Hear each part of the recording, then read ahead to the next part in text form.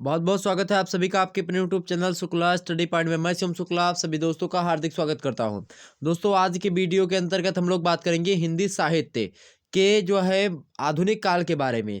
हिंदी साहित्य में आधुनिक काल के बहुत सारे कवि आपके पाठ्यक्रम में संकलित है, जैसे कि भारतेंदु हरिश्चंद्र, जयशंकर प्रसाद, निराला जी, सूर्यकांत त्रिपाठी निराला, और पंत जी हो गए, जैसे कि सुमित्रानंद पंत इनका पूरा नाम। महादेवी वर्मा जी की बात करें और उसके बाद में इतने सारे कवि, तो हरिश्चंद्र एक दो तीन चार पाँच पाँच कवियों के बारे में हम आज विस्तार से चर्चा करने का प्रयास करेंगे। इनके जन्म जो है जीवन परिचय और इनके जो महत्वपूर्ण रचनाएं हैं, तो इन सभी के बारे में आपको बता दूंगा। यहाँ को आपको बता दूं कि ऑब्जेक्टिव में बहुत सारे प्रश्न यहाँ से फंसेंगे और लिखित वालों के लिए भी बहुत ज़्यादा महत्वपूर्ण लेक्चर है। यहाँ पर लिखित और ऑब्जेक्टिव दोनों के लिए महत्वपूर्ण है, क्योंकि ऑब्जेक्टिव में क्या पूछा आता है, रचनाओं से लेकर के प्रश्न बहुत ज़्यादा आते हैं, और जन्म कब हुआ था, मृत्यु कब हुई थी, इनके पिता का नाम था, यही सब जो है ऑब्जेक्टिव में प्रश्न बनता है। बाकी मूल पाठ से ज़्यादा प्रश्न जो है ऑब्जेक्टिव में नहीं बनने का प्रयास होता है। तो आप बिल्कुल जो है ये जितने भी सेशन हमारे चैनल पर पढ़े हुए हैं हिंदी साहित्य के, इससे पहले भक्ति काल का सूरदास, इन सभी कवियों के बारे में हमने बता दिया है। रीति काल के तीनों कवियों जो कि आपके पाठ्यक्रम में संकलित है, उनको भी हमने बता दिया। आदिकालीन के 3 कवियों के बारे में भी हमने बता दिया। तो उस सभी वीडियो को देख लीजिएगा। महासंग्राम वीडियो जीवन एवं साहित्यिक परिचय महासंग्राम, ये आपका टाइटल ऊपर लिखा हुआ मिलता है और इस प्रकार से आपका थंबनेल मिलेगा। वहाँ पर आधुनिक काल के स्थान पर रीति काल, भक्ति काल, आदिकाल लिखा होगा। अब आधुनिक काल के 5 कवियों के बारे में आज मैं देख रहा हूँ, और इसके बाद में बाकी के जो कवि आपके पाठ्यक्रम में बचे हुए हैं, जैसे आज्ञे हो गए आपके और ये सब हो गए, इन सभी की वीडियो आपके समक्ष नेक्स्ट वीडियो में मैं जो है कल की वीडियो में आपके समक्ष जो है ये देने का प्रयास करूंगा। तो आप सभी लोग फटाफट से वीडियो को लाइक और शेयर करेंगे। अब जो कल की वीडियो होगी उसमें हम आज्ञे, नागार्जुन, मुक्तिबोध, धर्मवीर भारती और धूमिल के बारे में चर्चा करेंगे। बस आपका पूरा का पूरा हिंदी साहित्य समाप्त हो जाएगा। ओके, तो आपका जो है पूरा का पूरा पाठ्यक्रम हमने बिल्कुल समाप्त जो जान लीजिए कर दिया, और आपको कोई एक प्रकार से कुछ भी नहीं बचेगा हिंदी साहित्य में। और थोड़ा सा बचा हुआ है, जैसे महादेवी वर्मा जी का भी पूरा पाठ्यक्रम में आपकी रचना क्या संकलित है उसकी व्याख्या हमने नहीं बताई है, उसके बाद में मैं व्याख्या बताने में भिड़ जाऊंगा, तो आप लोग जो है उसको जरूर देखिएगा। चलिए प्रारंभ करते कक्षा को बिना समय गवाए हुए। बात करते हैं भारतेंदु हरिश्चंद्र के बारे में। बीए प्रथम सेमेस्टर के लिए मोस्ट इंपोर्टेंट लेक्चर है। और बता दूं आपके जैसे कि जो एमए वगैरह में है उनके लिए भी इंपॉर्टेंट है, उसमें भी जो इससे भारतेंदु हरिश्चंद्र संकलित है, तो यही चीजें उसमें भी पढ़नी पड़ेगी। ओके, चलिए भारतेंदु हरिश्चंद्र, जन्म एवं शिक्षा दीक्षा देख लेते हैं हम इनकी। भारतेंदु जी का जो जन्म हुआ था भैया सभी को पता होगा, 1850 ईस्वी में हुआ था, और इन्हीं के नाम पर एक युग भी है, भारतेंदु युग, जो है आपका 1850 ईस्वी से शुरुआत मानी जाती है। इसी चूंकि कब क्यों मानी जाती है, चूंकि 1850 ईस्वी में इनका जन्म हुआ था भारतेंदु जी का। तो भारतेंदु जी का जो जन्म हुआ था 1850 ईस्वी में जो है हुआ था, कहाँ पर हुआ था, उनके ननिहाल में हुआ था। तो अपने मामा के यहाँ इनका जन्म हुआ था। जब वे 5 वर्ष के थे तब उनकी माता का नाम क्या था, पार्वती देवी, इनका क्या हो गया था भाई, देहांत हो गया था। और जब वे 10 वर्ष के थे तब उनके पिताजी का देहांत हो गया। तब सोचिए, जब ये 5 साल के थे तब इनकी माता का देहांत हो गया था, मतलब कि जो है मृत्यु को प्राप्त हो गई थी इनकी माता जी पार्वती देवी, और इनके पिताजी जो थे वो जो है 10 साल के थे जब ये, तब वो खत्म हो गए थे। और उसके बाद में विमाता मोहन देवी, मतलब कि इनकी जो अगली मतलब बात माता थी मोहन बीबी, दूसरी मतलब कि एक प्रकार से जो थी विमाता, तो विमाता मोहन बीबी का उन पर जो है विशेष प्रेम नहीं था, इसीलिए उनके जो है पालन का भार जो है काली कदमा दाई और जो है तिलकधारी नौकर पर रहा। तो जो है काली कदमा दाई जो थी इसने और तिलकधारी नौकर ने इनका पालन पोषण किया। पिता की जो है असामयिक मृत्यु हो जाने के कारण उनकी शिक्षा दीक्षा समुचित मतलब शिक्षा दीक्षा का समुचित प्रबंध नहीं हो सका था। पिता की मृत्यु के बाद इन्होंने क्वींस कॉलेज जो है बनारस में पढ़ने जाने लगे ये, और किंतु वे स्वतंत्र प्रकृति के व्यक्ति थे।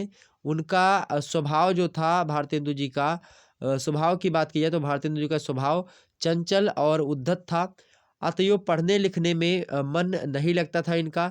फिर भी 3-4 वर्ष तक वे कॉलेज जाते रहे। यद्यपि पढ़ने में उनका मन बहुत ना लगता था, तो भी ऐसा कभी ना हुआ कि वे परीक्षाओं में उत्तीर्ण ना हुए हों। वे कुशाग्र बुद्धि और तीव्र स्मरण शक्ति वाले युवक थे। उस जमाने के काशी के रईसों में केवल राजा शिव प्रसाद सितारे हिंद ही एक ऐसे व्यक्ति थे जो अंग्रेजी पढ़े लिखे थे।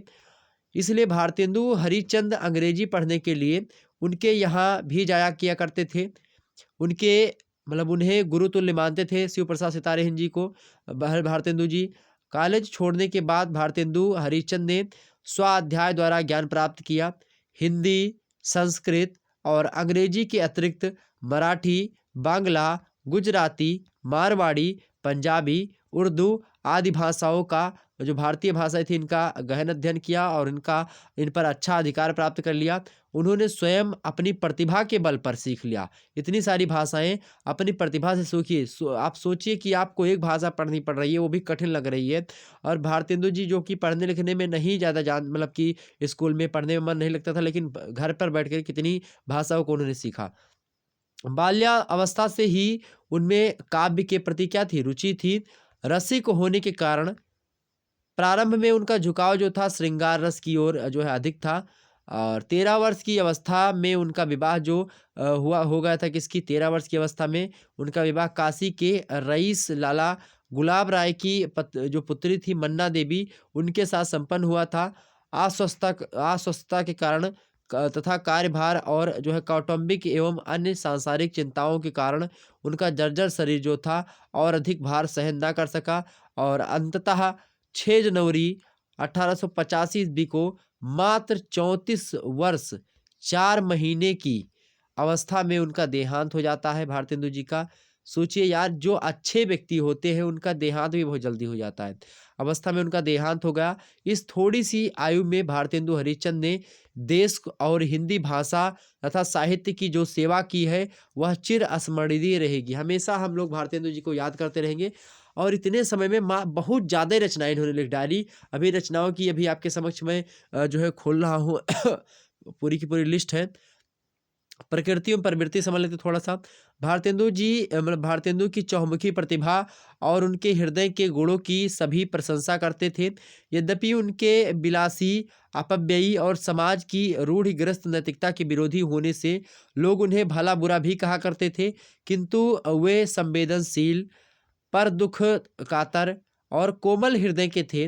अपने इन्हीं गुणों के कारण उन्होंने जीवन भर आर्थिक कष्ट सहन किया। लोग उन्हें अजात शत्रु के नाम से जानते, मतलब अजात शत्रु कहते थे। उनका साहित्य अनुराग जो था देश विदेश सभी जगह प्रसिद्ध था। उन्होंने आजीवन समाज को कुछ ना कुछ दिया ही है। बदले की आकांक्षा कभी भी नहीं की कि हमें कुछ चाहिए देश से या फिर समाज से। वे जो है हास्य और विनोद प्रिय भी थे। उनकी लेखन शक्ति और जो है आशुक विक्त पर सभी गुणीजन मुग्ध रहा करते थे। तो ये कई बातें उनके संबंध में बड़ी ही इम्पोर्टेंट थी। उनके कुछ मुख्य काव्य ग्रंथ हैं, उनके बारे में आपके समक्ष प्रस्तुत कर रहा हूँ। मुख्य काव्य ग्रंथ उनके भारतेंदु जी के, जैसे कि यहाँ पर देखेंगे मुख्य काव्य ग्रंथ इस प्रकार से कैसे आपका ये देखेंगे, परंपरा अनुरूप सांप्रदायिक पुष्टि मतलब की मार्गीय पुष्पी मार्गीय रचनाएं कुछ इनकी ऐसे, जैसे कि भक्ति सर्वस्व इनकी रचना 1870 ईस्वी में प्रकाशित होती है। कार्तिक स्नान इनकी रचना है, ये भी 1872 ईस्वी में इसका प्रकाशन होता है। बैसाखी महात्म्य इनकी रचना है, 1872 ईस्वी में इसका प्रकाशन हुआ बैसाख महात्म्य का। और उसके बाद में छः मतलब कि देवी छदम लीला, ये 1873 ईस्वी में इनकी रचना प्रकाशन में आई। प्रातः स्मरण मंगल पाठ, ये भी 1873 ईस्वी में ही प्रकाशित हुई। और उसके बाद में 1874 ईस्वी में इनकी एक रचना आई तन्मय लीला, ये प्रकाशन में आई। उसके बाद में दान लीला 1874 ईस्वी में ही ये भी प्रकाशन में आई। 1874 ईस्वी में जो है रानी छद्म लीला, ये भी रचना इनकी प्रकाशन में आती है। और प्रबोधिनी रचना भी 1874 में ही है। और स्वरूप चिंतन रचना भी इनकी 1874 में प्रकाशन में आती है। उसके बाद में 1875 ईस्वी में श्री पंचमी रचना आती है प्रकाशन में। और उसके बाद में 2 सालों के बाद में 1877 ईस्वी में श्रीनाथ स्तुति इनकी रचना प्रकाशन में आती है। उसके बाद में अपवर्ग दाष्टक, ये रचना जो है 1877 में प्रकाशन में आती है। और अपवर्ग पंचक्र, ये भी 1877 में। प्रातः स्मरण स्तोत्र, ये भी 1877 ईस्वी में। वैष्णव सर्वस्व 1877 में ईस्वी में। वल्लभीय सर्वस्व, तटीय सर्वस्व, ये भी एक प्रकार से बात की जाए तो इसी जो है सन में प्रकाशन में आती है। भक्ति सूत्र वैजंती, ये तमाम सारी रचनाएं इनकी रही है। भक्ति तथा दिव्य प्रेम संबंधी इनकी रचनाएं कुछ हैं, जैसे कि प्रेम मल्लिका रचना 1871 में प्रकाशन हुआ। प्रेम सरोवर 1870 में प्रकाशन हुआ। प्रेमाश्रु वर्षण 1873 ईस्वी में प्रकाशन हुआ। प्रेम माधुरी 1875 में प्रकाशन हुआ प्रेम माधुरी का। प्रेम तरंग 1877 ईस्वी में प्रकाशन हुआ। प्रेम प्रलाप 1870 ईस्वी में। होली 1879 मतलब 79 ईस्वी में, और मधुमुकुल वर्षा विनोद 1880 ईस्वी में, विनय प्रेम पचासा 1880 में, फूलों का गुच्छा 1882 ईस्वी में, प्रेम फुलवारी इनकी एक रचना बड़ी फेमस है, 1883 ईस्वी में प्रकाशन हुआ। कृष्ण चरित्र 1883 ईस्वी में ही प्रकाशन हुआ। और भी इनकी अनेक छोटी-छोटी रचनाओं में, जैसे मतलब कि जैन कुतूहल 1873 में प्रकाशन में आई, एक महत्वपूर्ण रचना है जैन कुतूहल। इन सभी रचनाओं में भारतेंदु हरिश्चंद्र का व्यक्तित्व अत्यंत सुंदर रूप से व्यवहत हुआ है। अपनी परंपरागत रचनाओं में उत्तरार्ध भक्तमाल 1876 से 77 ईस्वी में प्रकाशन, गीत गोविंद गोविंदानंद 1877 से 1878 में लिखी गई और मतलब प्रकाशन में आई। सत सही श्रृंगार 1875 से 1878 में प्रकाशन में आती है। इन सभी के नाम उल्लेखनीय है। नवीन रचनाएं इनकी कुछ जैसे कि स्वर्गवासी, श्री अलवरत वर्णन, मतलब कि अंतरलापिका, ये भी 1861 ईस्वी में प्रकाशन में आई। श्री राजकुमार सुस्वागत पत्र 1869 ईस्वी में, सुमनांजलि, श्रीमान प्रिंस ऑफ वेल्स के पीड़ित होने पर कविता 1871 ईस्वी में लिखी। मुँह दिखाई, ये भी इनकी एक रचना है, मुँह दिखावनी 1874 ईस्वी में, श्री राजकुमार शुभागमन वर्णन 1875 ईस्वी में, भारत भिक्षा 1875 ईस्वी में, भारत वीरत्व 1878 ईस्वी में, विजय बल्लरी 1881 ईस्वी में, विजयनी विजय पताका या फिर बैजंती 1882 ईस्वी में, नए जमाने की मुकर्री 1884 में प्रकाशन में आई, जातीय संगीत 1884 ईस्वी में, और रिप नाटक 1884 ईस्वी में। ये तमाम सारी रचनाएं जो थी वो भारतेंदु हरिश्चंद्र जी से संबंधित थी, जो कि हमने आपको बताई। अब आगे हम समझते हैं जो है इनके आगे भारतेंदु जी की जो मातृभाषा प्रेम पर दोहे थे। निज भाषा उन्नति है सब उन्नति को मूल, बिन निज भाषा ज्ञान के मिटत न हे को सूल, अंग्रेजी पढ़ के जतप सब गुण होत प्रवीण, पर निज भाषा ज्ञान बिन रहत हीन के हीन। इन सभी की व्याख्या हमने कर दी है ऑलरेडी, आपने नहीं देखा तो देख लीजिएगा।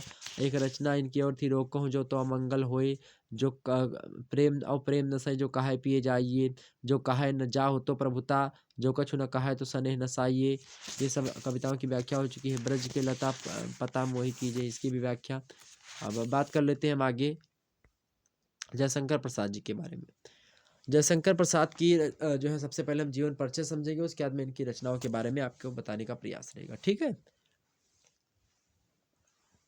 देखेंगे जयशंकर प्रसाद जी के बारे में। फटाफट से एक बार वीडियो को लाइक और शेयर कर, जितने भी लोग देख रहे हो सभी लोग वीडियो को लाइक और शेयर कर दीजिएगा। कोई भी परीक्षा आपकी ऑब्जेक्टिव में होने वाली है, बस रचनाओं से और ऑब्जेक्टिव से प्रश्न पूछे जाएंगे। बड़े ध्यान से समझने का प्रयास करेंगे हर एक जो है मुद्दे को, ठीक। चलिए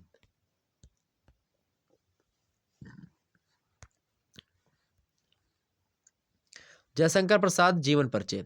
कविवर जयशंकर प्रसाद की बात की जाए तो प्रसाद का जन्म जो हुआ था माघ महीना था, हिंदी में माघ महीना था, शुक्ल पक्ष था माघ महीने का, 10वीं तिथि थी, संबत 1946 विक्रमी अर्थात सन की बात की जाए तो 1800 जो है 89 ईस्वी को काशी के एक संभ्रांत परिवार में जो है जयशंकर प्रसाद जी का जन्म हुआ था।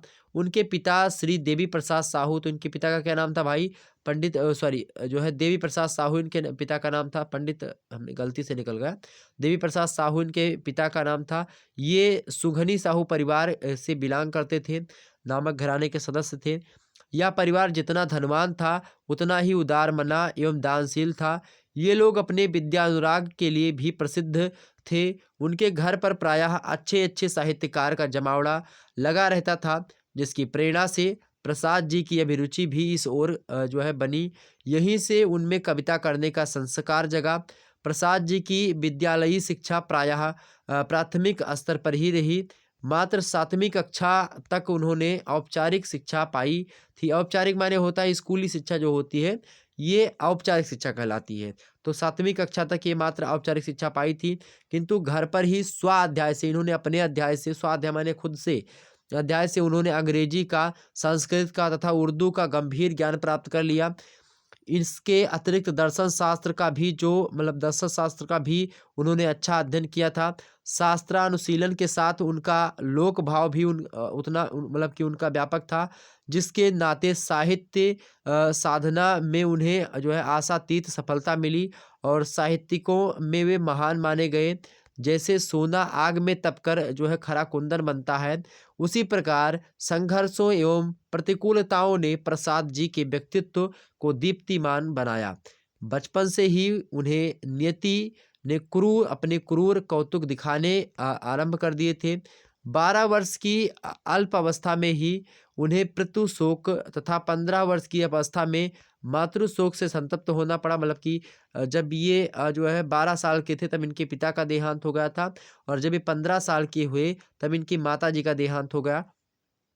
पिता के रहते ही वे ऋणग्रस्त हो चुके थे। अब तक उनका व्यापार जो था शिथिल हो चुका था। घर परिवार का दायित्व उनके बड़े भाई ने संभाला, किंतु 2 वर्ष के बाद में भी इनके बड़े भाई भी परलोकवासी हो गए, अर्थात मृत्यु हो गई उनकी। जैसे धारा की प्रतिकूलता नाविक की शक्ति की परीक्षा लेती है मेरे प्यारे दोस्तों, उसी प्रकार नियति ने उनकी धैर्य परीक्षा ले रही थी उस समय। जो है प्रसाद जी की पारिवारिक दायित्व उनके ऊपर जो है एक प्रकार से अकस्मात आकर के टूट पड़ा। संपत्ति के बंटवारे तथा और गृह कलह ने उनके भीतर तड़ तोड़ कर रख दिया उनको, और इसी ने उनकी 2 पत्नियां भी एक के बाद एक काल कवलित हो गई। मतलब कि वो भी जो है मृत्यु के समीप पहुंची। इन्हीं सारी परिस्थितियों ने उनके कवि मानस का निर्माण किया। यह काम आश्चर्य का विषय नहीं है कि जीवन की इतनी निरुपायता देखकर वे मतलब कि देख करके भी वे धैर्यच्युत नहीं हुए, अपने धैर्य को बनाए रखा और लगातार जो है तमाम सारे संघर्षों का सामना किया। 15 वर्ष की वय से, वय माने होता आयु, तो 15 वर्ष की आयु से ही प्रसाद जी अपने कवि कर्म में प्रवृत्त हुए, और सन 1906 ईस्वी में उनकी पहली रचना बनारस के पत्र भारतेंदु में प्रकाशित होती है।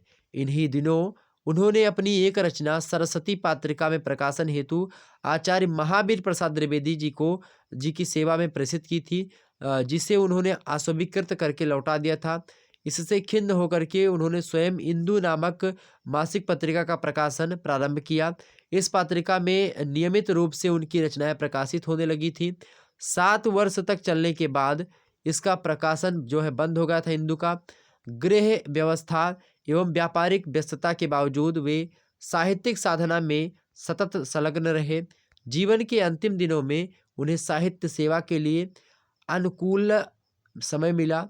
इस अवधि में वे माँ भारती की सेवा में अपना नवीन रचना पुष्प निवेदित करना चाहते थे, किंतु हिंदी वालों के दुर्भाग्य से वैसा ना हो सका।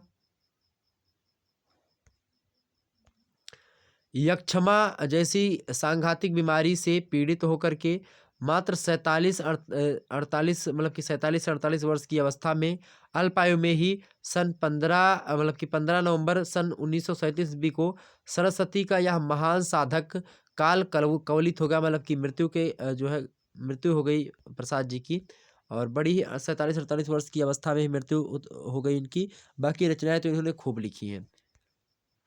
काव्य कृतियाँ इनकी है, जैसे कि आधुनिक हिंदी की बात की जाए तो खड़ी बोली काव्य को चरम विकास की ओर प्रेरित करने वाले कवियों में अग्रगण्य कवि प्रसाद छाया रहस्य युग के भाव प्रधान तथा प्रतिनिधि कवि हैं।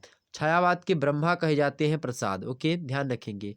अतः हिंदी साहित्य में छायावाद जो है के युग के प्रवर्तक भी माने जाते हैं और ब्रह्मा कहे जाते हैं। अतः उन्हें कोई आधुनिक हिंदी कविता का जनक कहे तो अनुचित नहीं, पर अविस्मरणीय है यह कि उनकी यात्रा का आरंभ ब्रजभाषा की सीमाओं में हुआ। हाँ, यात्रा का उद्देश्य शुभ और महत्वपूर्ण था, इसीलिए कानन कुसुम, करुणालय, महाराणा का महत्व आदि कविताओं की लघु भाव परिधि को पार कर कवि प्रेम पथिक झरना बनकर फूटा। तो आप देखिए, कानन कुसुम, करुणालय, महाराणा का महत्व, ये सब रचनाएं ही हैं इनकी। प्रेम पथिक, झरना, आंसू, लहर, कामायनी, ये सब इनकी रचना है। ओके, आत्म अभिव्यक्ति के बिंदु पर अभिलाषाओं, सपनों की जो है क्या दी, सपनों को बाणी दी। आंसू में घुल करके निखरा और संवेदना के धरातल पर मानव जीवन का वह सत्य पहचाना जो जीवन के विषाद कंटकों में प्रसूनवत लहलहाता है। प्रेम सौंदर्य का आनंद तत्व लेकर जो है आंदोलित होता रहता है। लहर नामक कविता में आत्मार्पण की करुणा जो व्यापक मानवता का अनिवार्य अंग है। बनकर गूंजा और कामायनी में समरस जीवन यात्रा की आनंदपूर्ण कथा के बजाय मतलब ब्याज से उसने व्यापक मानवता के पथ को मानव परिप्रेक्ष्य के समस्त अंतर्वाह्य मतलब कि उद्वेलनों के संदर्भ में व्यापक अभिव्यक्ति देने की चेष्टा दी। यहाँ पर आपको समझने वाली बात यह है कि जो उनकी रचनाएं हमने बताई और जो जीवन के परिचय में बताया, मृत्यु कब हुई और जन्म कब हुआ, ये सब याद रखिएगा और रचनाओं को थोड़ा सा ध्यान रखिएगा।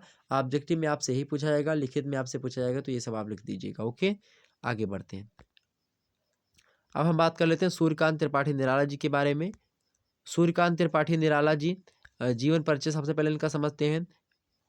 तो निराला जी के व्यक्तित्व एवं कृतित्व के गहन, और ये निराला जी की बात की जाए तो छायावाद के सूर्यकांत त्रिपाठी निराला जो है ना, प्रसाद पंत निराला, निराला जो है छायावाद के जो है क्या कहे जाते हैं भाई, तो ब्रह्मा विष्णु महेश, ये महेश कहे जाते हैं, छायावाद के महेश कहे जाते हैं। कौन ये?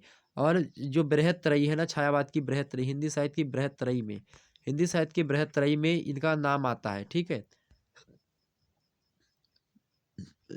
छायावाद की बृहत्त्रयी में इनका नाम आता है। 3 कवि, जैसे प्रसाद पंत निराला, ये बृहत्त्रयी है। ओके, बृहत्त्रयी माने बड़े कवि छायावाद के। ओके, और बात की जाए छायावाद में जो 4 स्तंभ कहे जाते हैं, उनमें से 4 स्तंभों में प्रसाद पंत निराला और महादेव वर्मा ये मोस्ट इंपोर्टेंट है। ओके, निराला के व्यक्तित्व एवं कृतित्व के गहन अध्येता एवं पुरस्कर्ता डॉक्टर रामविलास शर्मा, इन्होंने निराला जी के संबंध में कुछ बातें बताई हैं, उनके बारे में हम समझ लेते हैं, इनके जन्म से संबंधित। तो डॉक्टर रामविलास शर्मा के अनुसार निराला जी का जो जन्म हुआ था मेरे भाई, वो कहाँ कब हुआ था? निराला जी का जन्म 1899 ईस्वी में बंगाल प्रांत के मेदिनीपुर जिले की महिसादल नामक रियासत में 28 फरवरी को हुआ था।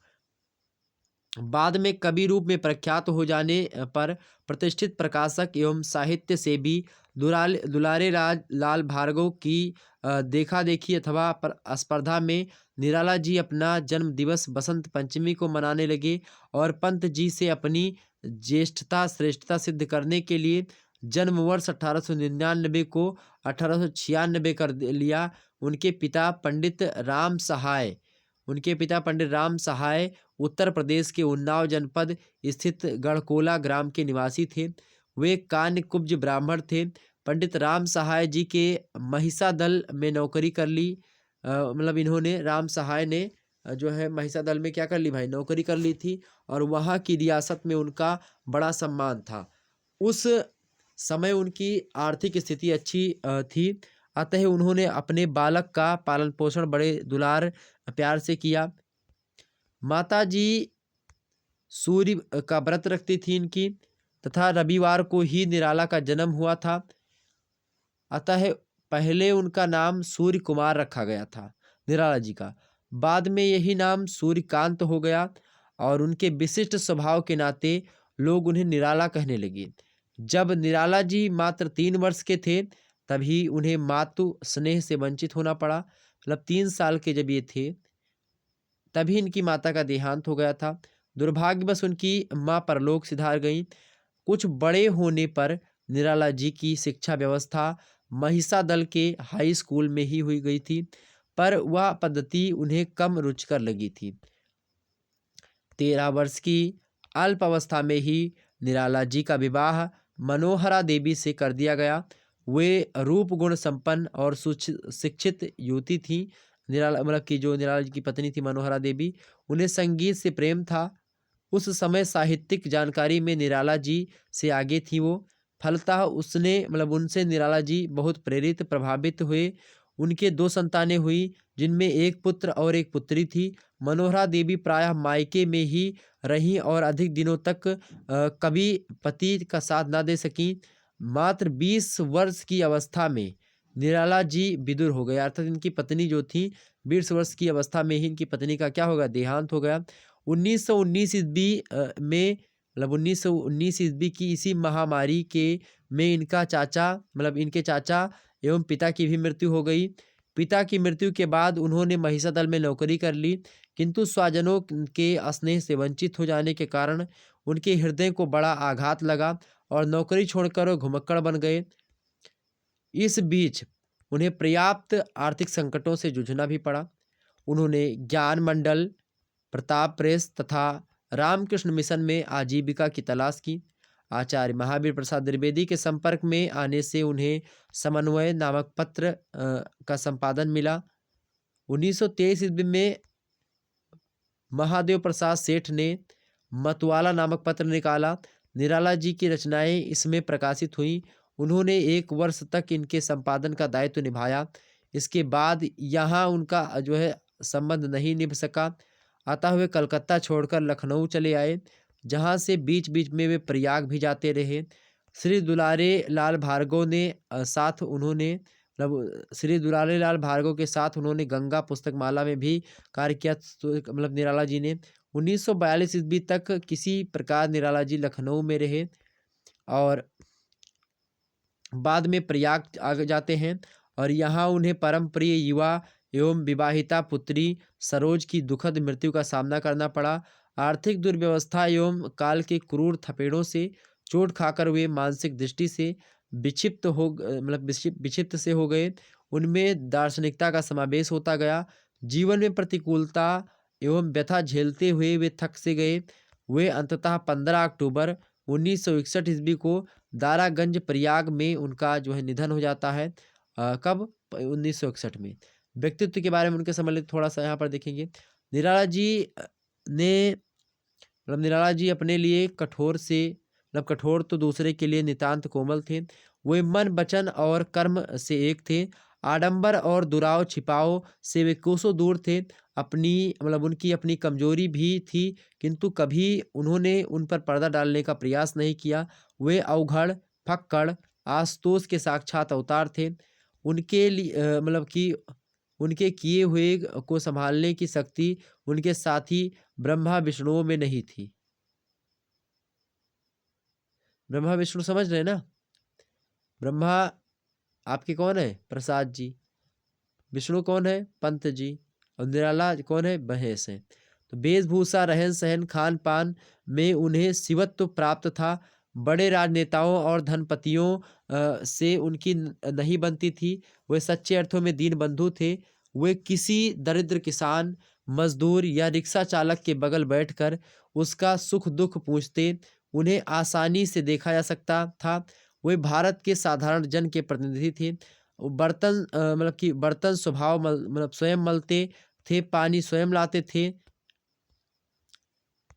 राशन की दुकान पर घंटों खड़े रहते थे और चूल्हा फूंक फूंक कर स्वयं भोजन बनाते थे। ऐसी स्थिति में अतिथि तो आपत्ति ही हो सकता था, परंतु निराला जी के लिए अतिथि का आगमन उत्सव ही हो जाता था। अतिथि द्वार पर आया नहीं कि वे दौड़े उसके लिए क्या लाएंगे, क्या व्यंजन बनाएंगे आदि चिंताओं के साथ भी उनका मन आनंद से भर जाता था। निराला जी का बाह्य व्यक्तित्व अद्भुत आकर्षण से पूर्ण था।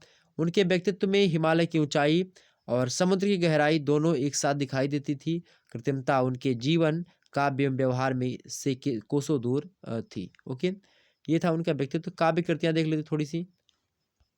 काव्य कृतियां, निराला जी की कविता उनकी जीवन साधना का परिणाम है। अतः उनके काव्य में जीवन के बाह्य एवं आंतरिक रूपों के अनेक चित्र विविध शैलियों में चित्रित किए गए हैं। 1916 ईस्वी से उनकी काव्य रचना का आरंभ होता है। इसी समय उनकी पहली प्रसिद्ध रचना जूही की कली प्रकाशित हुई। इसके बाद वे सतत काव्य रचना में संलग्न रहे। उनकी अनेक रचनाओं का हिंदी साहित्य में महत्वपूर्ण स्थान है। काल क्रमानुसार उनके काव्य संग्रहों का विवरण इस प्रकार से आपके समक्ष में प्रस्तुत कर रहा हूँ। अनामिका जो रचना है इनकी, इस नाम से, अनामिका नाम से 2 काव्य संग्रह इनके प्रकाशित हुए। एक 1923 ईस्वी में तथा दूसरा जो प्रकाशित हुआ 1938 ईस्वी में अनामिका नाम से प्रकाशित हुआ। पहले में निराला जी की प्रारंभिक रचनाएं हैं। हिंदी क्षेत्र में अनामिका का पदार्पण सर्वथा नई शैली के साथ हुआ। जूही की कली, पंचवटी प्रसंग और तुम और मैं जैसी महत्वपूर्ण रचनाएं इसमें स्थान पा सकी। दूसरी रचना इनकी यह है काव्य संग्रह परमल। इसमें अनामिका की अनेक रचनाओं को भी स्थान दिया गया। इसकी रचनाएं नवीन, कलात्मक एवं स्फूर्तिदायक है। निराला का देश प्रेम, प्रकृति प्रेम एवं मानवतावाद यह यहाँ विधिवत उजागर हुआ है इनकी रचनाओं में। और बात की जाए, यहाँ वे प्रेम और सौंदर्य के कवि बन करके रह गए हैं। यहाँ उनकी संध्या सुंदरी, यमुना के प्रति, जागो फिर एक बार, विधवा, भिक्षुक, वह तोड़ती तोड़ती पत्थर जैसी कविताएं जो है इसमें संग्रहित है। किसमें? तो परिमल नामक काव्य संग्रह में। अगली इनकी काव्य संग्रह गीतिका। तीसरा, निराला की इस रचना में साहित्यिक एवं संगीत का अनूठा समन्वय पाया जाता है। स्वर, लय एवं छंद की मौलिकता एवं नवीनता भी इसमें विद्यमान है। प्रकृति परकता एवं रहस्यात्मकता भी इन गीतों में भरी पड़ी है। इसमें निराला के प्रकृति को नारी सौंदर्य के भीतर देखने का प्रयास किया गया है। इसमें जीवन का व्यापक प्रवाह एवं संयम पाया जाता है गीतिका में। अगली रचना इनकी है अनामिका, जो है दूसरा जो संग्रह है इनका 1938 वाला। इसमें निराला के कालांतर मतलब कलाकार का प्रौढ़ रूप दिखाई पड़ता है। उनका भाव एवं कला पक्ष यहाँ आकर के पुष्ट हो जाता है। यहाँ पहुंचकर वे छंद, भाव एवं समाज आदि के बंधन को अस्वीकार कर देते हैं। उनकी प्रगतिशील चेतना के दर्शन भी इसमें होते हैं। हिंदी की सशक्त, समर्थ एवं श्रेष्ठतम रचना राम की शक्ति पूजा इसमें संकलित है। किसमें? अनामिका के दूसरे खंड में राम की शक्ति पूजा, जो फेमस जो है कविता है, यूपीएससी के सिलेबस में भी रखी गई है। हिंदी साहित्य जो व्यक्ति ऑप्शनल लेते हैं उसको पढ़ना पड़ता है। अगली रचना है तुलसीदास, मतलब तुलसीदास रचना। आख्यान मूलक प्रबंध रचनाओं में यह अभूतपूर्व रचना है। तुलसीदास की व्याख्या हमने बता दी है आपके पाठ्यक्रम में, तुलसीदास रचना भी संकलित है। 1938 ईस्वी में भारती भंडार इलाहाबाद से यह प्रकाशित हुई। आकार की दृष्टि से पुतुल ना होकर भी महाप्राणता की दृष्टि से इस रचना का प्रथम स्थान है। मध्यकालीन सांस्कृतिक संक्रमण की पृष्ठभूमि में तुलसीदास के अंतर्द्वंद, वैराग्य एवं भाविक उत्कर्ष का प्रभावी मनोवैज्ञानिक चित्रण इसमें किया गया है। इसमें कहानी की अपेक्षा चिंतन एवं दार्शनिकता अधिक है। भाषा संस्कृतनिष्ठ एवं कैसी है? प्रांजल है। अगला प्रश्न आपके समक्ष है, अगली रचना इनकी है कुकुरमुत्ता। यह कुकुरमुत्ता जो रचना है निराला की सर्वश्रेष्ठ व्यंग्य रचना है।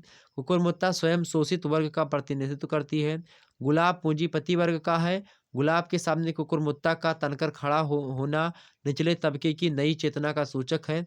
इसका प्रकाशन काव्य क्षेत्र में एक नए प्रयोग का संकेत है। इसमें अंग्रेजी, उर्दू के शब्दों तथा मुहावरों का भरपूर प्रयोग किया गया है। अगली रचना इनकी है अणिमा। सूर्यकांत त्रिपाठी निराला की मैं बात कर रहा हूँ। अणिमा रचना, इसका प्रकाशन जो हुआ 1943 में हुआ। इसके गीत उपालंब या फिर व्यंग की अपेक्षा शांतिप्रद हैं। इन गीतों में संसार के लिए संदेश, आत्मनिवेदन एवं महापुरुषों का जो है स्तमन अनुध्याय मिलता है।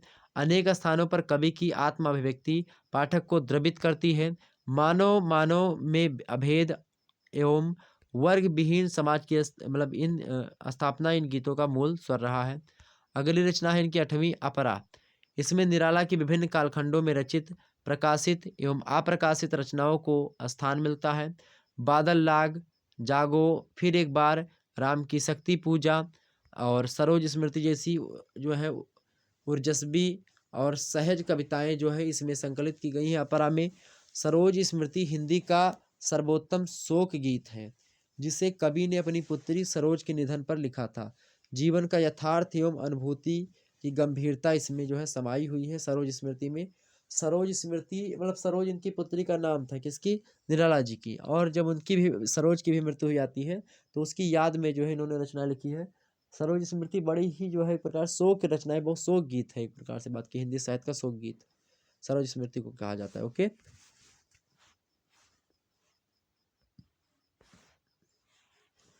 आगे अगली रचना इनकी कौन सी भाई? बेला। अगली रचना कौन सी? बेला।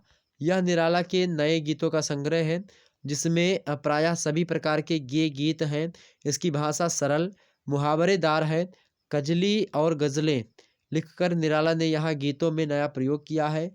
ये गीत आध्यात्मिक, राष्ट्रीय तथा साम्यवादी विचारधारा से प्रभावित हैं। ओके, तो यहाँ तक कितनी बातें क्लियर हुई? तो निराला जी के संबंध में हमने आपको बता दिया, इनकी कुछ रचनाओं के बारे में और इनके जीवन परिचय के बारे में हमने आपको समझा दिया। तो अब निराला जी से भी प्रश्न आपसे जो पूछा जाएगा आप यहाँ से कवर कर सकते हैं। ठीक, आगे हम समझते हैं और भी चीज़ों के बारे में। सुमित्रानंद पंत जी के बारे में चर्चा करते हैं। सुमित्रानंद पंत जी के बारे में चर्चा करते हैं मेरे भाई। ओके, चलिए,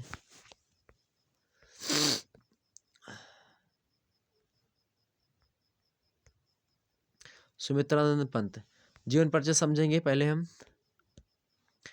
छायावाद बृहत्त्रयी के जो है कौशे कवि सौंदर्यावतार श्री सुमित्रानंदन पंत का जन्म 20 मई 1900 ईस्वी में रविवार तदनुसार विक्रम संवत 1957 ज्येष्ठ कृष्ण पक्ष षष्ठी तिथि को अल्मोड़ा जनपद के कौसानी नामक ग्राम में हुआ था।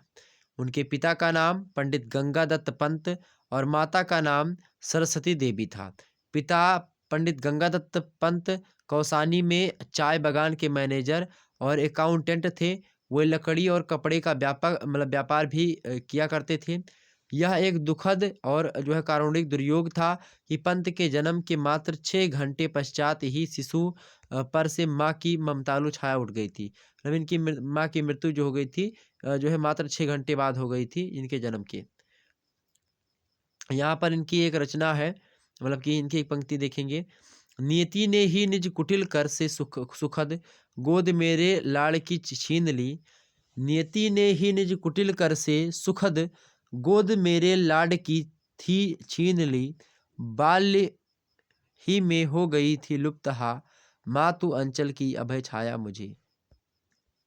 नियति नटी की त्रासद बाहों ने पंत के सिर से माँ की छाया भौतिक रूप से हटा दी, पर भाव रूप में वह ऐसा कर पाने में सर्वथा असफल रही। कौसानी के देवदारू, चीड़ के सघन बनों की हरियाली, हिमक्रीट शिखरों की नयनाभिराम शोभा, रंग बिरंगे कुसुमित प्रसूनों का अम्लान हास, अर्थात वहाँ के संपूर्ण प्रवेश में पंत को सदैव माँ की ममता और उनका प्रेम प्राप्त होता रहा। ये लिखते हैं कि माँ से बढ़कर रही धात्री, तू धात्री माने होता है जो है दूध पिलाने वाली माँ।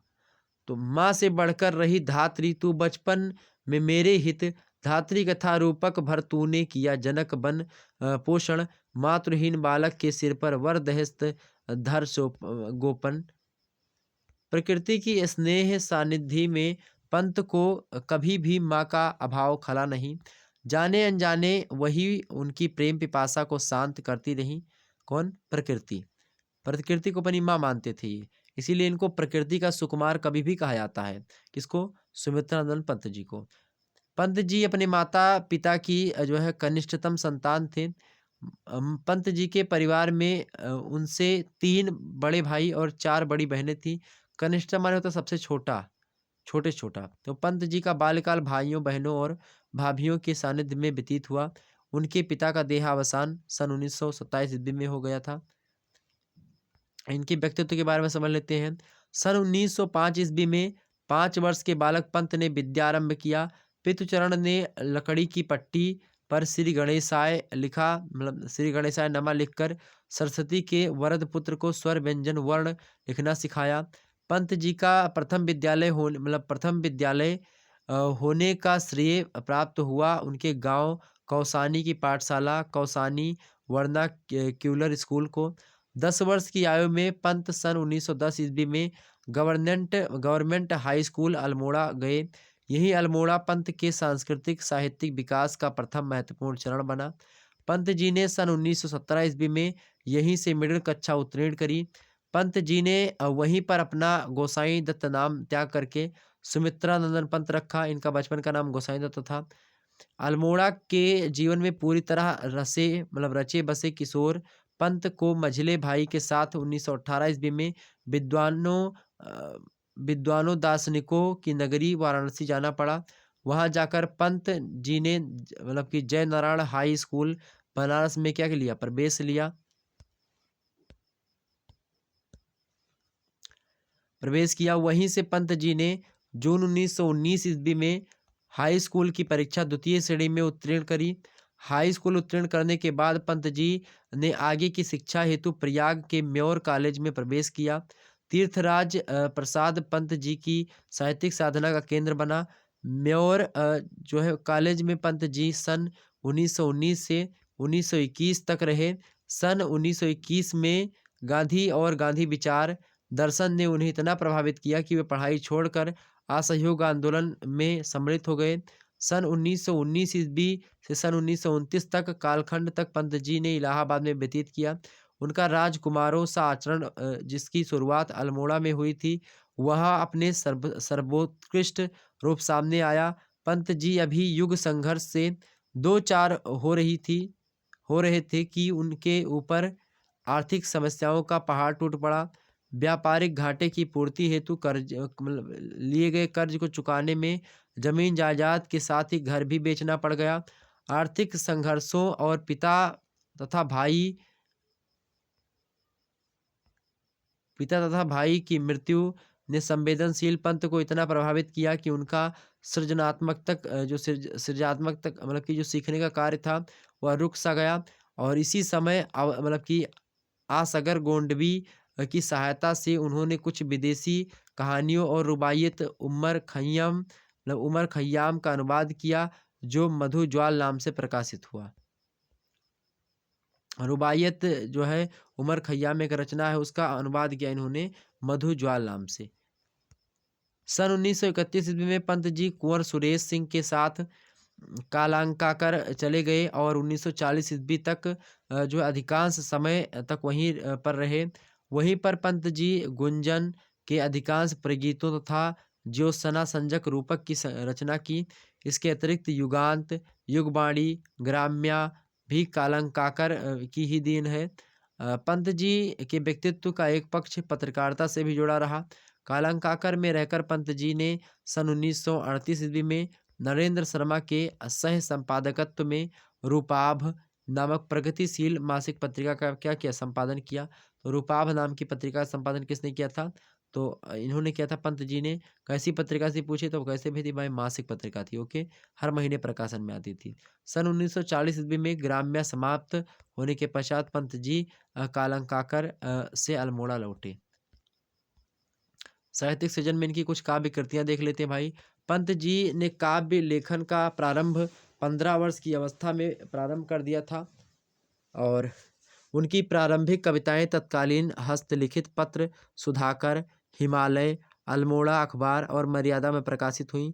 सन 1915 ईस्वी में से 1918 ईस्वी तक पंत जी ने अनेक रचनाएं रची और उनमें हरि गीतिका, रोला, अर्रिल, पद्धार, सखी, राधिका, वीर, मालिनी, मदाक्रांता, शिखरिणी, इन सभी छंदों का जो है अनेक प्रयोग किया। तो ये सब छंद के नाम हमने आपको बताए कौन कौन से। इन सभी छंदों का प्रयोग उन्होंने किया, हरि गीतिका, रोला, ठीक है, इन सभी का, मदाक्रांता, शिखरिणी, मालिनी, इन सभी का।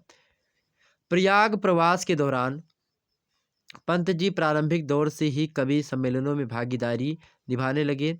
महाकवि हरिओं जी की अध्यक्षता में होने वाले कवि सम्मेलन में पंत जी ने छाया शीर्षक कविता इतनी सुमधुर स्वलहरी में सुनाई थी कि उन्होंने प्रसन्न होकर के अपने गले में सुशोभित पुष्पमाला उतारकर पंत जी के गले में डाल दिया। ऐसे अनुपम आशीर्वाद से पंत के कवि को समुचित जो है आत्मबल की प्राप्ति हुई।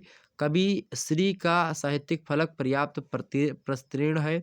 उन्होंने अपनी काव्य सर्जना से हिंदी साहित्य को नए आयाम तो प्रदान ही किए, साथ ही साथ जो है गद्य ग्रंथन द्वारा भी उसकी मतलब श्री सुषमा को प्रवर्धित किया। संक्षेप में उनके साहित्यिक सृजन पर एक दृष्टि डालें। यहाँ पर देख लेते हैं काव्य संकलन का। बीड़ा को पंत जी की प्रथम काव्य कृति होने का गौरव प्राप्त है। किसको? बीड़ा नामक रचना को। सत्यकाम अंतिम प्रबंध काव्य के रूप में प्रतिष्ठित है। उनकी रचनाएं क्रमबद्ध रूपेण अधोलिखित हैं। आप देखिए, पहली रचना इनकी है उच्छ्वास। कवि श्री ने इसकी रचना 1921 ईस्वी में की थी। इसका प्रकाशन सन 1922 ईस्वी में हुआ था। अगली रचना इनकी पल्लव। इसका रचना काल सन 1918 ईस्वी से 1925 ईस्वी के मध्य कालखंड में माना जाता है। प्रकाशन वर्ष 1926 है इसका पल्लव का। पल्लव को प्रतिनिधि छायावादी रचना के रूप में प्रतिष्ठा प्राप्त है। पल्लव की दो कविताएं जैसे कि उच्छ्वास और आंसू पंत जी की प्रेम सौंदर्य दृष्टि का प्रकटीकरण करने में सर्वथा सक्षम सिद्ध हुई है। पल्लव की कविताओं का सौंदर्य बोध हिंदी कविता की एक प्रमुख उपलब्धि है। वैसे इस पर अंग्रेजी के स्वच्छंदतावादी कवियों का पर्याप्त प्रभाव है, पर यह मात्र एक अनुकरणात्मक संग्रह नहीं है। इसकी मौलिकता, नूतनता, कल्पनाशीलता और रूप विधान सुघरता ने हिंदी की परंपरागत कविता धारा में एक नूतन क्रांति ला दी है। नूतन माने होता नई क्रांति। पल्लव की लंबी पल्लव काव्य संग्रह है, उसकी लंबी कविताओं में विशेषकर परिवर्तन कविता ने कवि के जो है अंतर्मन को और युगीन हलचल को सजगता से रेखांकित किया। आज भी पल्लव जो है कला मर्मज्ञों के मध्य अपना विशिष्ट स्थान आक्षुण बनाए हुए है। इस पर आज विद्वानों का ध्यान लगातार खींचता जाता रहता है। ठीक, आगे रचना इनकी बीड़ा।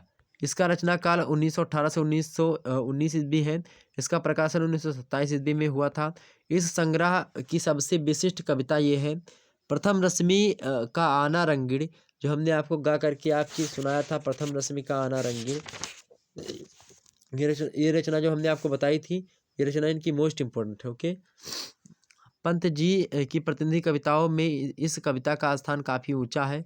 छायावाद की सभी विशेषताएं इस कविता में एक साथ जगमगा उठी हैं। वैसे कवि ने इसे अपना दुधमुहा प्रयास कहा है, लेकिन इसका सहज सलोना भोलापन कवि श्री की अन्य रचनाओं से कम जो है हृदयावर्जक नहीं है। कुल मिलाकर के यह संग्रह कवि जीवन के नव प्रभात में नवोढ़ा कविता की मधुर नुपुर ध्वनि एवं अनिर्वाचनीय सौंदर्य की सुषमा भूमि पर है। ओके, मौन निमंत्रण हमने आपको पढ़ाया होगा कि नहीं पढ़ाया है?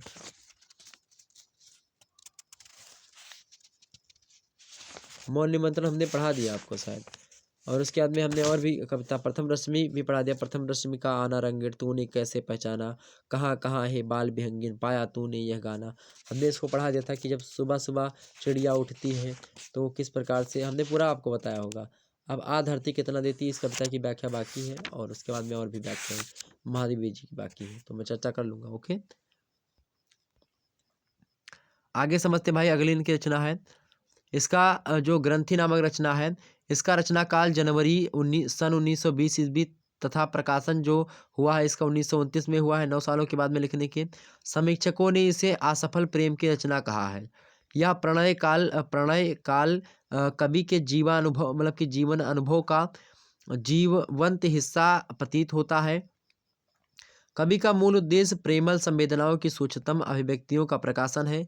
तरुणता की तरंगों से बह करके वह मधुर गीत गाना चाहता है और मधुबाला का मधुर जो है मुग्ध राग सुनता है। देखें इसका एक जो है राग ग्रंथि का, कि शीश रख तेरा सुकोमल जांघ पर, शशिकला सी एक बाला व्यग्र हो, देखती थी म्लान मुख मेरा अचल, सदैव भीरु अधीर चिंतित दृष्टि से। यद्यपि यह सुनकर यह सुख कर संयोग काव्य के उत्तरार्ध में गहन विप्रलंभ में परिवर्तित हो जाता है। इसमें संदेह नहीं कि इस कृति ने छायावाद को शब्दों के नए मधुमास में परिवर्तित कर दिया हो। अगली रचना इनकी है गुंजन। इसका प्रकाशन जो हुआ था गुंजन का 1932 में हुआ था और इस संग्रह में जो है सन 1925 से 1931 तक की रचनाओं को गुंजन नामक काव्य संग्रह में रखा गया है। गुंजन में कवि मानव विकास की वृद्धि दृष्टि की ओर उन्मुख होने के साथ ही साथ प्रकृति पुजारी, नारी प्रेमी, अनाहत आस्था के स्वर के साथ दृश्यमान होता है और इसकी भाषिक संरचना सहज सरल और सुकोमल सुमधुर है। ओके, ये बात ध्यान रखेंगे। आगे समझते हैं हम। अगली रचना इनकी है ज्योत्सना। ज्योत्सना रचना देखो भाई,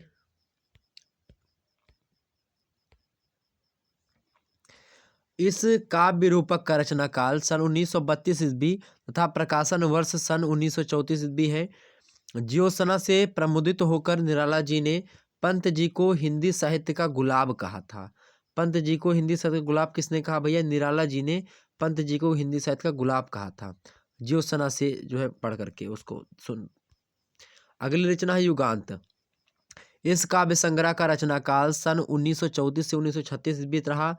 इसका प्रकाशन 1936 ईस्वी में हुआ था। युगांत की कविताएं कवि के भाव क्षेत्र के परिवर्तन का स्पष्ट संकेत देती हैं। लोक चिंता ने यहाँ पर लोक संवेदना को काव्य अनुभूति का विषय बनाया है।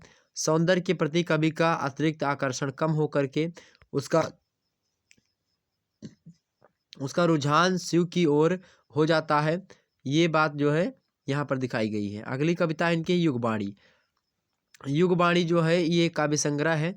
इस संग्रह में इसका जो प्रकाशन मतलब इसमें इस संग्रह में सन 1937 से 1938 ईस्वी की रचनाओं को संकलित किया गया है। इसका प्रकाशन 1939 ईस्वी में हुआ। अगला इनकी रचना है ग्राम्या। इसका रचना काल जो हुआ है 1939 से 1940 ईस्वी और प्रकाशन जो हुआ 1940 ईस्वी में ही हुआ है। ग्राम्या की भाषिक संरचना भाव के अनुकूल है। ग्रामिक कविता के अनुकूल भाषा का प्रयोग इसमें किया गया है। उसकी प्रभाव उत्पकता जो है संप्रवर्धित की गई है इसमें। 10वीं रचना इनकी है अगली। सन 1947 में एक लंबे अंतराल के बाद स्वर्ण किरण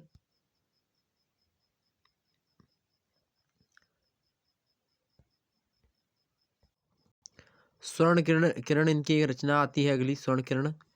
सन 1947 ईस्वी में एक लंबे अंतराल के अनंतर इसका प्रकाशन जो है हुआ था। डॉक्टर कृष्ण दत्त पालीवाल ने इस संग्रह की रचनात्मकता में दिव्य अनुभूतियों के दर्शन भी की बात कही है। अगली रचना देख लेते हैं इनकी, स्वर्णधूलि। इसका प्रकाशन जो हुआ था सन 1948 ईस्वी में हुआ था। स्वर्णधूलि की भूमिका पंत जी की मानसिक स्थिति की द्योतक है। इस संग्रह में कुछ सन 1941 के गीत सम्मिलित किए गए हैं। सन्यासी का गीत, श्री विवेकानंद कृत सांग ऑफ द जो है सन्यासीन का रूपांतर है, जो कि 1938 ईस्वी की रचना है। अंत में वैदिक मंत्रों तथा तत्संबंधी अध्ययन से प्रभावित होकर कुछ छंद भी जोड़ दिए गए हैं स्वर्णधूलि में। अगली रचना है इनकी मधुज्वाल। मधुज्वाल सन 1948 में प्रकाशित यह संग्रह विश्व विश्रुत कवि उमर खय्याम की रुबाइयों का भाव अनुवाद किया गया है मधुज्वाल में। अगली रचना है खादी के फूल। इस संग्रह का भी प्रकाशन 1948 में हुआ था। अगली रचना है युगपथ। युगपथ की बात की जाए तो युगांत और खादी के फूल की रचनाओं को समाहित की इस संग्रह का प्रकाशन 1949 ईस्वी में हुआ। अगली रचना है इनकी उत्तरा। इसका प्रकाशन जो हुआ था 1949 में ही हुआ। रजत शिखर अगली रचना है, रजत शिखर। रजत शिखर काव्य रूपक का प्रकाशन सन 1951 ईस्वी में हुआ था। अगली रचना है इनकी शिल्पी। शिल्पी सन 1952 ईस्वी में प्रकाशित यह का संग्रह पंत के रूपकों का दूसरा संग्रह है। शिल्पी कलाकार का अंतः संघर्ष है। इसमें कला और आस्था के अनिवार्य अंतः संबंध को दर्शाते हुए कवि युग पाषाण शिला को जगाकर नया मानव चित्र उकेरता है उसमें। अगली इनकी रचना है अतिमा। अतिमा का प्रकाशन जो हुआ 1955 ईस्वी में हुआ था। इसमें पंत जी की आध्यात्मिक सांस्कृतिक आस्था का खुला विस्तार स्पष्टता परिलक्षित होता है। अगली रचना है इनकी बाणी। बाणी का प्रकाशन 1957 ईस्वी में हुआ। अगली रचना है इनकी संवर्ण। इसका प्रकाशन 1957 में ही हुआ। अगली रचना है कला और बूढ़ा चांद। पंत जी के इस प्रयोगादि काव्य संग्रह का प्रकाशन 1959 ईस्वी में हुआ था। यह संकलन सत्य, सौंदर्य और आत्मा की प्रसन्नाकुलता से निरंतर बेचैन सृजन का संकेत देता है। प्रतीकों संकेतों को अपना करके गद्य काव्य के माध्यम से अपनी बात पंत जी ने सर्वप्रथम कला और बूढ़ा चांद में कही। अगली रचना है इनकी पाँव फटने से पहले। इसका रचना काल जो है 1967 ईस्वी से है। इस संग्रह की सभी रचनाएं अंतश्चेतना के संबंधों से परिव्याप्त हैं। अंतश्चेतना को जीवन की केंद्रीय स्थिति मानकर कवि ने उसके प्रति प्रणयिनी वधू का संबंध स्थापित किया है। अगली रचना है इनकी लोकायतन। इस लोक जीवन के महाकाव्य का प्रकाशन सन 1964 ईस्वी में हुआ। यह कवि श्री के बोध के चरम शिखर से फूटी चिंतन धारा है। लोकायतन भारतीय चिंतन परंपरा की गरिमा को एक नया आयाम देता है। उक्त काव्य कृतियों के अतिरिक्त कविवर पंत रचित अन्य उल्लेख काव्य संग्रह इनके हैं, जैसे कि किरण बीड़ा इनका काव्य संग्रह 1966 में प्रकाशन में आया। गीतहंस 1969 में आया। पतझर एक भाव क्रांति 1969 में ही है। शंख ध्वनि इनकी जो है काव्य संग्रह 1970 में। शशि की तरी 1971 में। समाधिता 1973 में। गंधवीथी आस्था गीत ये रचना। उत्तर सती, संयोगिता, पुरुषोत्तम राम तथा सत्यकाम। सत्यकाम कवि का अंतिम प्रबंध काव्य है। ओके, पंत विरचित काव्य कृतियों ने न्यूनाधिक कविताएं लेकर के अनेक काव्य संकलन भी प्रकाशित हुए हैं। उनमें कुछ प्रमुख अधोलिखित हैं। ऐसे पल्लविनी 1940 में, आधुनिक कवि 1941 में, कवि श्री 1935 में, रश्मिबंध 1958 में, चितंबरा 1959 में भारतीय ज्ञानपीठ पुरस्कार प्राप्त हुआ था चितंबरा पर ही। अभिषेकिता 1961 में 1960 में, आज के लोकप्रिय कवि सुमित्रानंद पंत 1960 में प्रकाशन में आई। हरी बांसुरी सुनहरी टेर 1963 में। तोरा पथ 1969 में। चित्रगंधा तथा रीता, ये तमाम सारी जो है काव्य संग्रह इनके प्रकाशित हुए। गद्य ग्रंथ को देख लेते हैं। इनके गद्य ग्रंथन में कवि श्री ने काव्य सृजन के साथ ही साथ गद्य ग्रंथन भी किया है, मतलब गद्य में भी रचना इनकी कुछ लिखी गई हैं। इतना जरूर है कि परिणाम में काव्य की अपेक्षा गद्य काफ़ी कम है इनका। उनकी जो है गद्य कृतियाँ इस प्रकार से, जैसे कि हार इनका एक उपन्यास है। 15 वर्ष की अवस्था में जो है यह उपन्यास लिखा गया था। पंत जी का प्रथम सृजन कर, आगे समझते हैं हम। हार जो है इनका गद्य का है, गद्य रचना है इनकी हार। और हार की बात की जाए तो हार एक उपन्यास है और 15 वर्ष की अवस्था में इन्होंने इसको लिखा।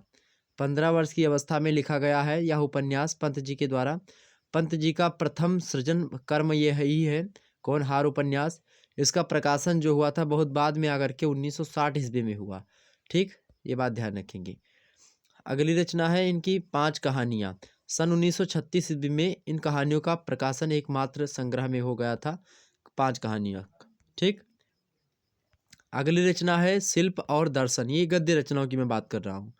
तो शिल्प और दर्शन सन 1961 ईस्वी में प्रकाशित इस संग्रह में पंत जी के निबंध, भाषण और वार्ताएं संग्रहित की गई हैं। अगली रचना इनकी है छायावाद पुनर्मूल्यांकन।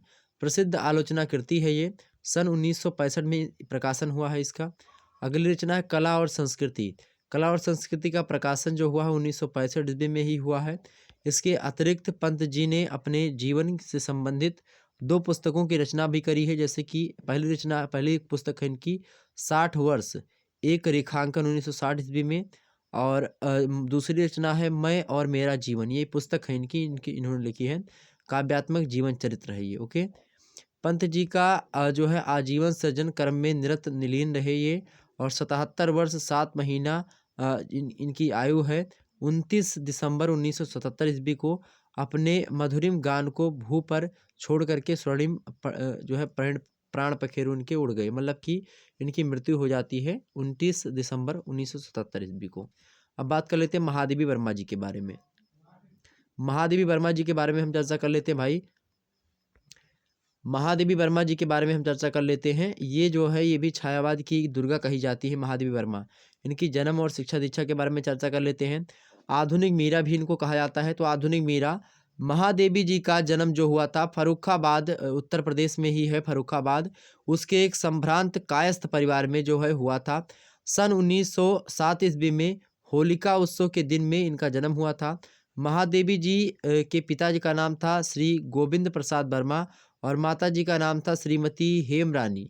और इनकी प्रथम संतान थी महादेवी वर्मा। ओके, काफ़ी जो है मान मनौती और इंतजार के पश्चात वर्मा दंपति को मतलब वर्मा जो पति पत्नी थे दोनों लोग, जैसे गोविंद प्रसाद वर्मा और श्रीमती हेमरानी, इनकी एक संतान होती महादेवी। इसके रूप में कन्या रत्न की इनको प्राप्ति हुई। इसीलिए उन्हें माता पिता की ओर से विशेष स्नेह मिला और माता पिता ने उनके जन्म को अपने लिए शुभ माना। उनके बाबा ने उनके जन्म को अपनी कुल देवी दुर्गा का विशेष अनुग्रह समझा और आदर प्रदर्शित करने के लिए नवजात कन्या का नामकरण किया महादेवी। ठीक, तो चूंकि महादेवी की कृपा से जो है ये इनका जन्म हुआ था और साथ ही साथ अपनी कुल देवी जो दुर्गा थी उनके नाम पर जो है इनके बाबा जो दादाजी जो थे महादेवी जी वर्मा के, इन्होंने इनका नाम महादेवी रखा। ओके, 5 वर्ष की होते होते महादेवी को भोपाल तथा इंदौर की यात्रा भी करनी पड़ी। श्री गोविंद प्रसाद वर्मा जो है उद्धम महादेवी के पृथुचरण री के नियुक्ति इंदौर में वाइस प्रिंसिपल के पद पर हो गई थी। उन्होंने महादेवी को आरंभिक शिक्षा हेतु इंदौर के मिशन स्कूल में प्रवेश दिलवा दिया। यह सन 1912 ईस्वी का समय था। इसके अतिरिक्त घर पर ही उनके लिए हिंदी, उर्दू, संगीत और चित्रकला के अध्ययन की व्यवस्था भी की गई। महादेवी बहुत ही क्या थीं, अनुकरणशील थीं। अपनी इसी जो है अभिक्षमता के बल पर उन्होंने लगभग 8-9 वर्ष की बाल्यावस्था में ही उक्त विषयों में असाधारण ज्ञान प्राप्त कर लिया। महादेवी जी की अपनी माँ जी को जिज्जी कहा करती थी, अपनी माँ जी को। श्री गोविंद प्रसाद वर्मा ने इंदौर में सुव्यवस्थित हो जाने के अनंतर पत्नी हेमरानी देवी को बच्चों का विशेष ध्यान रखने के लिए कहा। जिज्जी ने चाहा कि रिद्धमा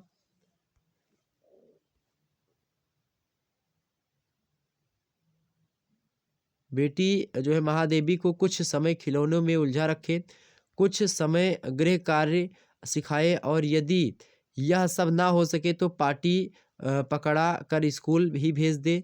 महादेवी जी को ये सब चक्कर रंच मात्र भी रुचते न थे। उन्हें प्रकृति के विविध रूप भले लगते थे। माँ द्वारा जो है खेलने को छोटों का काम बताए जाने पर पढ़ना पसंद किया।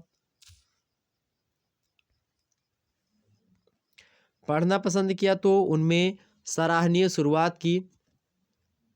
सन 1921 ईस्वी में जूनियर हाई स्कूल मिडिल की परीक्षा में पूरे प्रांत में प्रथम स्थान जो है प्राप्त किया इन्होंने, जिसके उपलक्ष्य में उन्हें छात्रवृत्ति प्रदान की गई।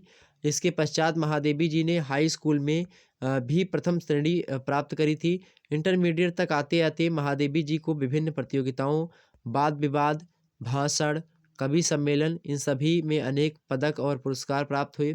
उनका कक्ष इनसे परिपूर्ण हो गया था। उन्होंने सन 1927 ईस्वी में इंटरमीडिएट की परीक्षा उत्तीर्ण करी। बीए सन 1929 में किया। महादेवी ने एमए परीक्षा संस्कृत विषय में उत्तीर्ण करी। उन्होंने सन 1932 ईस्वी में इलाहाबाद विश्वविद्यालय से उक्त परीक्षा उत्तीर्ण की। महादेवी जी का विद्यार्थी जीवन जो था प्रारंभ से अंत तक सफलता के विशद आलोक से अपूर्ण रहा। अब इनका कार्य व्यापार समझ लेते थोड़ा सा। कार्य व्यापार, महादेवी जी ने अपना संपूर्ण जीवन साहित्य सेवा में लगा दिया। वे आजीवन परिष्कार परिवर्धन में निरत निलीन रही, चाहे वह आत्म परिष्कार की बात रही हो अथवा साहित्य प्रेमियों की। वे सर्वदा संभाव से क्रियाशील रहीं। इलाहाबाद विश्वविद्यालय से एमए की परीक्षा उत्तीर्ण करते ही वे प्रयाग महिला विद्यापीठ की प्रधानाचार्य नियुक्त कर ली गईं। यह कार्य महादेवी जी के मनोअनुकूल था। उनकी कर्मठता और उनके कुशल प्रशासन में विद्यापीठ ने दिन दूनी रात चौगुनी उन्नति करी। इसी समय उन्होंने चांद का निःशुल्क संपादन कार्य भी प्रारंभ कर दिया। 1935 ईस्वी में महादेवी जी ने विश्व कवि गुरुदेव रविंद्रनाथ टैगोर से प्रयाग में मुलाकात किया। उन्होंने सन 1934 ईस्वी में बद्रीनाथ धाम की यात्रा पैदल चलते हुए सुसंपन्न की और रामगढ़ नैनीताल स्थित मीरा मंदिर संजय कुटीर का भी निर्माण सन 1936 ईस्वी में करवाया। सन 1938 ईस्वी में एक बार फिर बदरी केदार धाम की यात्रा पांव चल करके ही संपन्न करी। महादेवी जी ने साहित्यकार संसद की स्थापना 1944 ईस्वी में की थी। सन 1945 ईस्वी में साहित्यकार संसद के लिए रसूलाबाद प्रयाग में गंगा किनारे एक भवन भी इन्होंने खरीदा था। साहित्यिक गतिविधियों से हटकर भी महादेवी जी ने राष्ट्रीय सामाजिक क्षेत्रों को अपनी स्तुत्य सेवा अर्पित करी। सन 1942 ईस्वी के विप्लव में जिस अडिग धैर्य और अटूट साहस के साथ उन्होंने प्राणों को होम करने वाले विद्रोहियों का साथ दिया, उनकी सहायता की, वह बहुत ही रोमांचकारी और आश्चर्यजनक जो है। सृजन संस्कृति देख लेते हैं इनकी। महादेवी मतलब रचना संसार, महादेवी जी का रचना संसार अत्यंत विशद व्यापक है। उनकी प्रतिभा ने उन्हें साहित्य की विविध विधाओं, काव्य, निबंध, संस्मरण, रेखा चित्र, आलोचना चित्र कला, मूर्ति कला आदि में व्यापक सृजना करने के लिए अभिप्रेरित किया। अब इनकी काव्य कलन के बारे में हम समझते हैं। पहली रचना इनकी है मतलब निहार।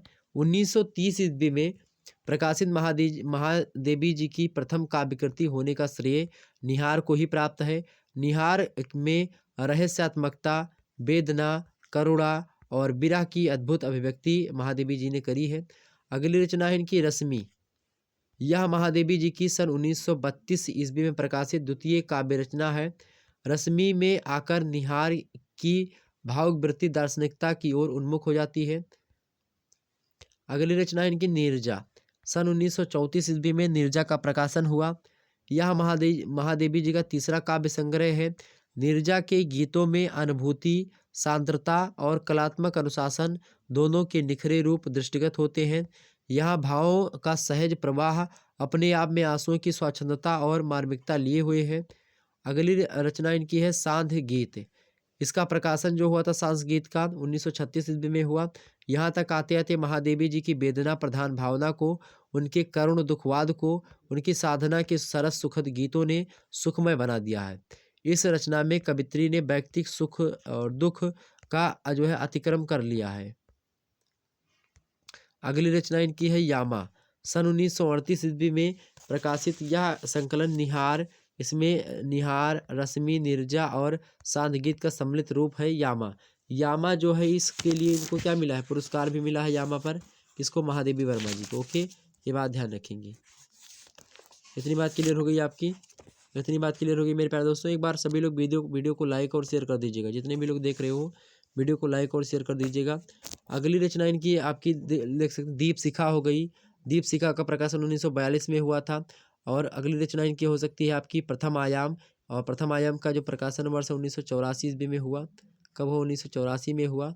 और उसके बाद में अग्निरेखा जो इनकी रचना है 1990 में प्रकाशन में आती है। ठीक, अग्निरेखा। ठीक, तो ये तमाम सारी चीज़ें हो गई आपकी। अग्निरेखा में कुल मिलाकर के 30 कविताएं संकलित हैं, जिनमें से कुछ एक पहले के संकलनों में भी प्रकाशित हो चुकी हैं। तो ये था कुछ इम्पोर्टेंट चीज़ें, और हमने समझ लिया किसके किसके बारे में मेरे प्यारे दोस्तों। हमने बहुत सारी चीज़ों के बारे में समझ लिया यहाँ पर। हिंदी साहित्य में हमने बहुत सारी रचनाओं, जैसे कि महादेवी वर्मा की रचनाओं के बारे में समझा। उसके बाद में उनके जीवन परिचय के बारे में। फिर हमने जो है यहाँ पर देखेंगे पंत जी के बारे में समझ लिया, पंत जी की रचनाओं के बारे में हमने समझा विस्तार से। उसके बाद में हमने जो है निराला जी के बारे में भी समझा है, सूर्यकांत त्रिपाठी निराला जी के बारे में। उसके बाद में जयशंकर प्रसाद जी के बारे में भी हमने समझा है, और भारतेंदु जी के बारे में भी हमने आपको बताया। तो कुल मिलाकर के आज हरिश्चंद्र, भारतेंदु हरिश्चंद्र, प्रसाद, पंत निराला और महादेवी वर्मा, छायावाद के चार स्तंभ, और भारतेंदु जो हरिश्चंद्र है भारतेंदु युग के जो एक प्रकार से निर्माता, तो इनके बारे में हमने समझ लिया। तो निश्चित तौर पर अब आप यहाँ से प्रश्न पूछे जाएंगे तो एग्जाम से करके आएंगे। और अब कल की वीडियो जो होगी उसमें हम अन्य जो और भी आपके कवि हैं, जैसे कि 5 कवि और भी आपके बच रहे हैं जो कि आपके पाठ्यक्रम में संकलित हैं, उनको कल की वीडियो में मैं बताने का प्रयास करूँगा। जैसे कि अज्ञे हो गए, मुक्तिबोध हो गए, नागार्जुन हो गए, धर्मवीर भारती हो गए और धूमिल हो गए। इनको मैं नेक्स्ट वीडियो में आपको पढ़ाने का प्रयास करूँगा। ओके, मिलते हैं फिर नेक्स्ट वीडियो में। तब तक के लिए जय हिंद, जय भारत। आप सभी का बहुत बहुत धन्यवाद हमारे से जुड़ने के लिए। इसी प्रकार से अपना प्यार दुलार बना के धन्यवाद आपका।